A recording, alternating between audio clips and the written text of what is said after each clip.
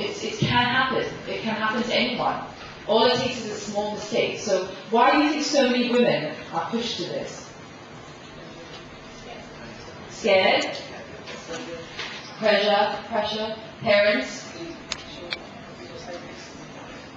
And how do you think we can combat that? You know, you've been reading in the papers various opinions and comments and what we can do about it.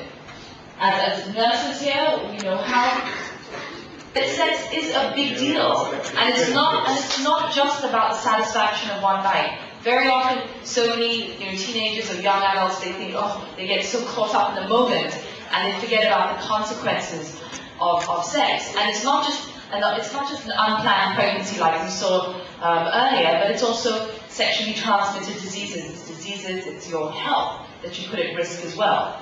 So what I believe after doing many of these talks is that we need open conversation and dialogue, which is why we're all here today, right? It's to actually start talking about this.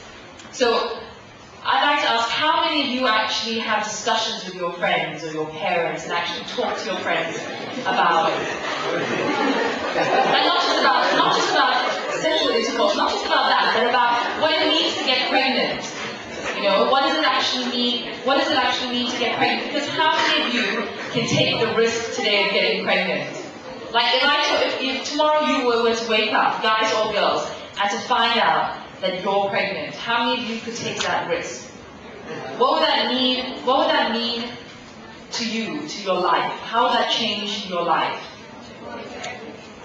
Would it change your life greatly? Could you still go to college? Would you have to get a job? What would your parents say? How would you raise the baby? How are you going to pay for the child?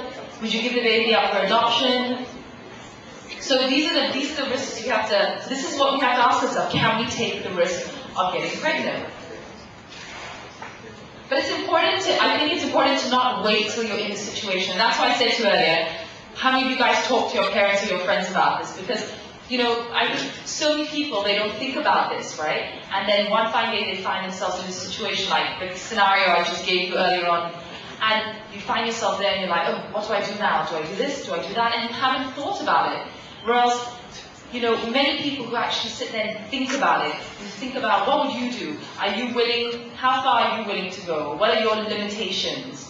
Where are your boundaries and where do you stand on it? And I think it really is important, because we were talking to another college a few weeks ago, and we found that a lot of the girls didn't actually ask themselves these questions. They were like, nope, I don't have sex, nope, that's it.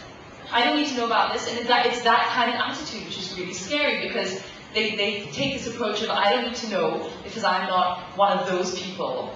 And so they don't educate themselves and empower themselves with the right information.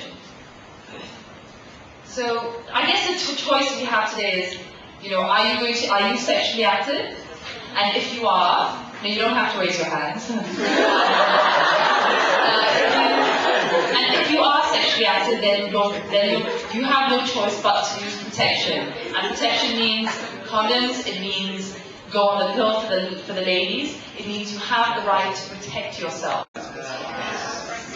Why do they feel that way? And are you able to talk to them and help to, discuss with them? Like this, many of us can't actually go back and talk to our parents about things like this. I think we feel like, we would never do it. It just wouldn't happen. So talk to your friends, and really, if you see a friend in need, really try and get them to open up, try and get them to talk about things like this, because really the first step to overcoming this is really conversation, it's dialogue, it's really engaging, and really getting people to open up. And even for you nurses out there, really to really start doing this.